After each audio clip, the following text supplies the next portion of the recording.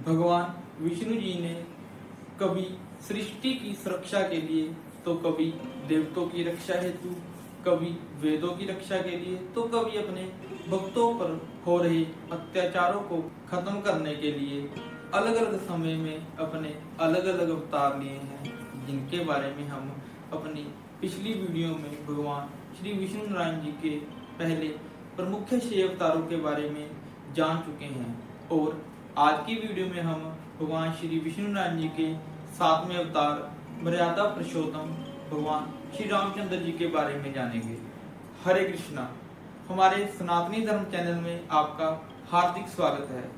भगवान विष्णु जी ने अपने 7वें अवतार भगवान श्री रामचंद्र जी के रूप में रावण और कुंभकर्ण असुरों का वध किया, जो कि वही 2 भाई थे जो इससे पहले हिरण्याक्ष और हिरण्यकश्यप नाम के असुर थे, जिनका वध भगवान विष्णु जी के वाराह अवतार और नरसिंह अवतार ने किया था। दोस्तों, ये दोनों असुर भगवान विष्णु जी के बहुत ही बड़े भक्त और भगवान विष्णु जी के द्वारपाल जय और विजय थे, जिनको के ब्रह्मदेव के 4 पुत्रों का श्राप मिला था, क्योंकि जय और विजय ने इन ब्रह्मदेव के 4 पुत्रों को भगवान विष्णु से मिलने से रोक दिया था।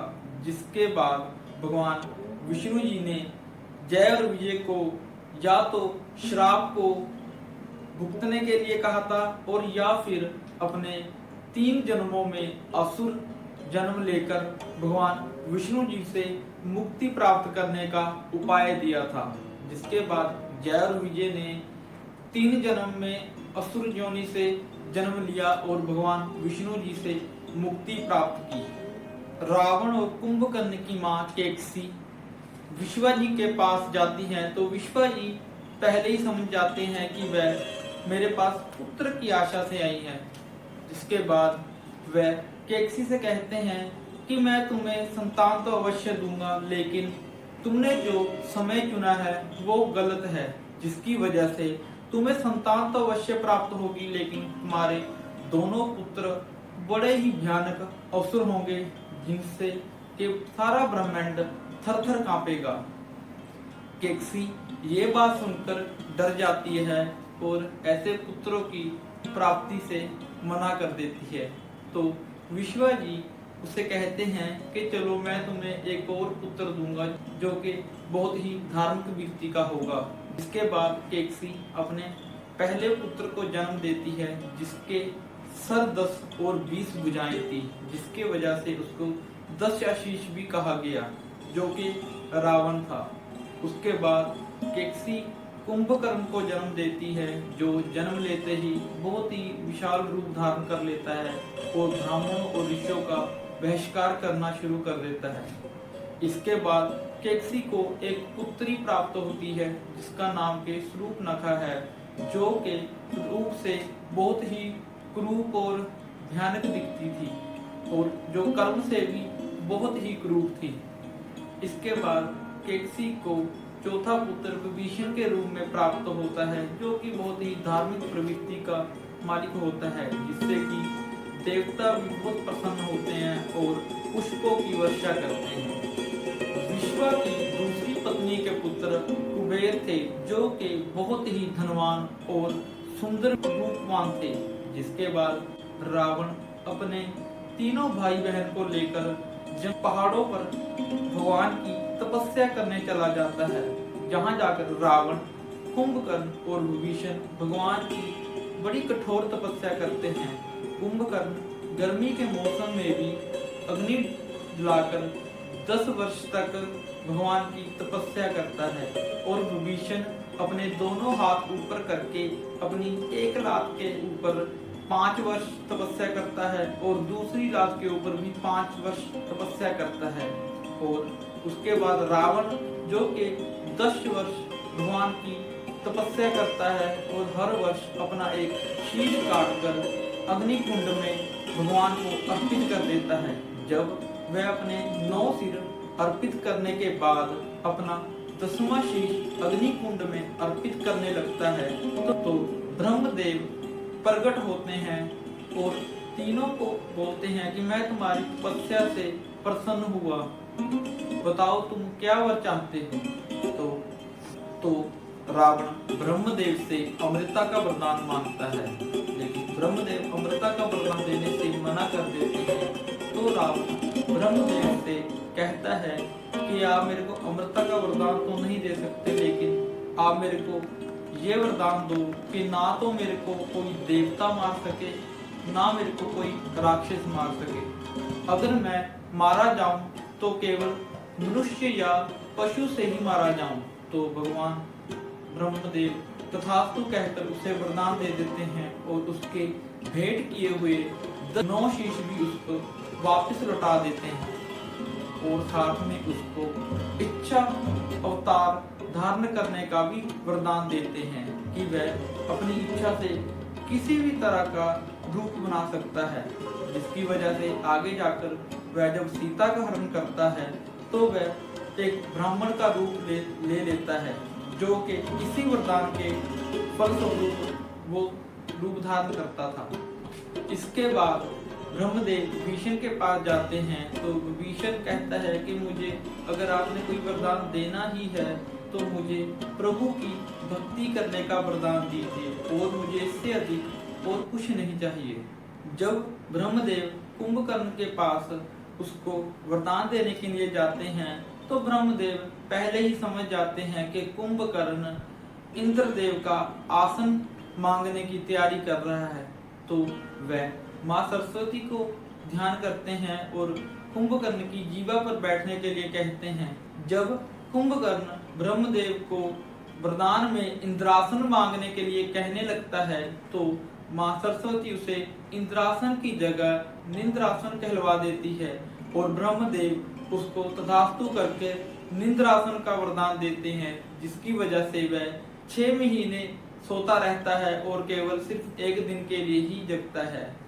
वरदान पाने के बाद रावण वो और भी ज्यादा अत्याचार करना शुरू कर देता है, ब्राह्मणों का बहिष्कार करता है, जिसके बाद कुबेर दूत भेजकर उनको कहता है कि आप ऐसा मत करो, लेकिन वह उन दूतों का भी बहिष्कार कर मार देते हैं। कुबेर का सारा राजपाठ्य छीन लेते हैं, लंका पर अपना अधिकार जमा लेते हैं। इसके बाद वह हर राज्य में जाकर अपना अधिकार जमा लेते हैं। करता करता रावण कैलाश पर्वत पे पहुंच जाता है, जहां पर वह नंदी को देखकर हंसने लग जाता है, क्योंकि नंदी का चेहरा उसे वानर की जैसे प्रतीत होता है। नंदी पर हंसने की वजह से नंदी रावण को श्राप दे देते हैं कि तू जो मुझे वानर समझकर मेरे पर हंस रहा है, एक दिन तुम्हारा सर्वनाश वानरों की प्रजाति से ही होगा।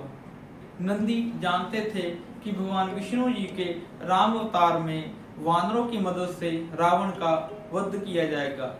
इस श्राप देने की वजह से रावण बहुत ही क्रोधित हो जाता है और कैलाश पर्वत को अपनी 20 भुजाओं से उखाड़ने की कोशिश करता है।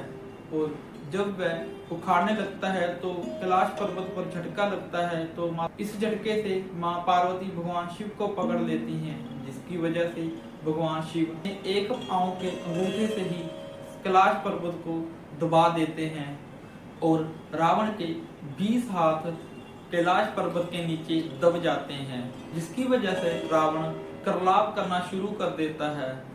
रावण बहुत ही ज्यादा रोता है, जिसकी वजह से भगवान शिव उसको रावण नाम दे देते हैं।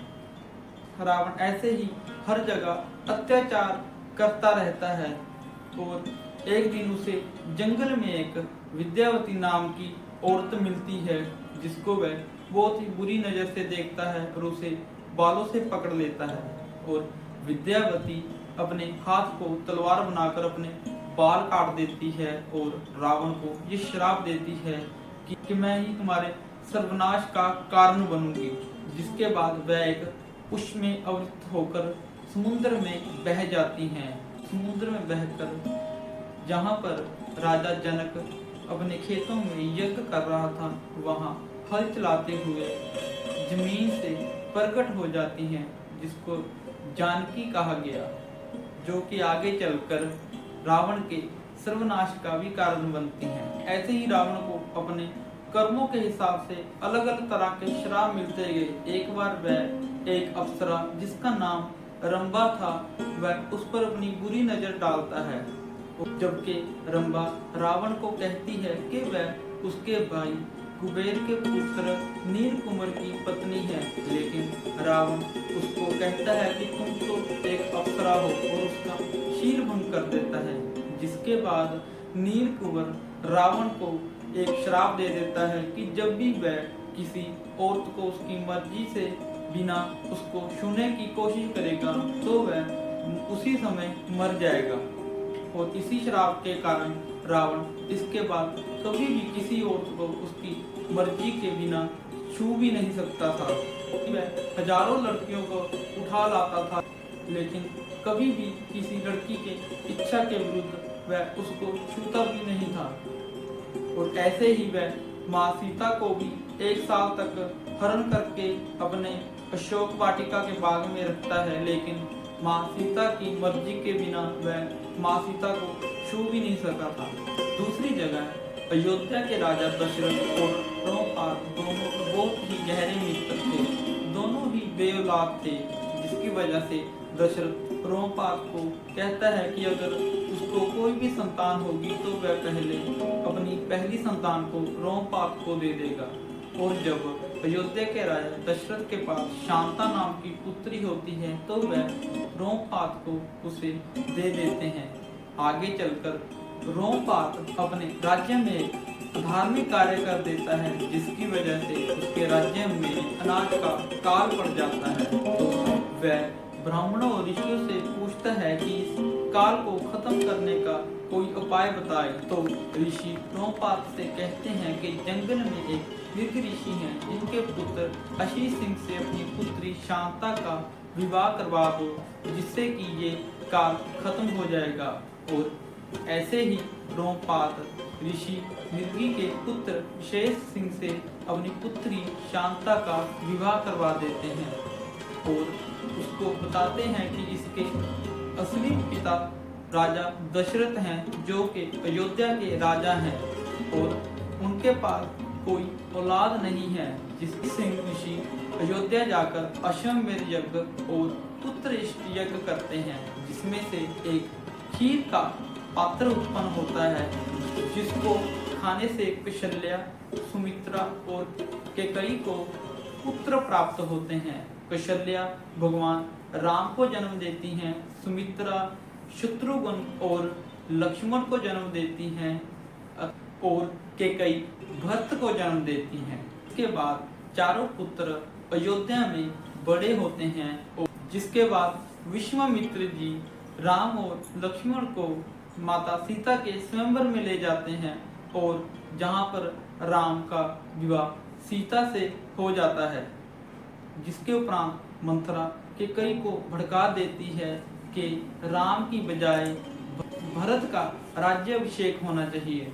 जिसके बाद कैकेयी राजा दशरथ से वरदान में भरत का राज्याभिषेक और राम को 14 साल का वनवास देने के लिए कह देती है। जिसके बाद भगवान राम जी और माता सीता लक्ष्मण के साथ 14 साल के वनवास में चले जाते हैं।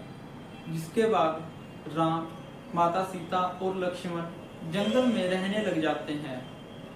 जंगल में रावण की बहन शूर्पणखा भगवान राम और लक्ष्मण को देखकर उन पर मोहित हो जाती है और उनसे विवाह करने के लिए कहती हैं, लेकिन भगवान राम और लक्ष्मण विवाह के लिए मना कर देते हैं। जिसकी वजह से वह माता सीता पर आक्रमण करने लगती हैं और लक्ष्मण उसकी नाक काट देता है। जिसकी वजह से वह लंका में जाकर रावण को सब कुछ बताती है और रावण और भगवान राम के युद्ध का कारण बनती है, क्योंकि वह अपने भाई रावण से बदला लेना चाहती थी। जब रावण पूरा संसार जीतने निकला था तब वह काल के राजा के सेनापति विद्यापिता, जो के शूर्पणखा का पति था, उसका भी वध कर देता है। जिसकी वजह से शूर्पणखा रावण को अपना अपराधी मानती है।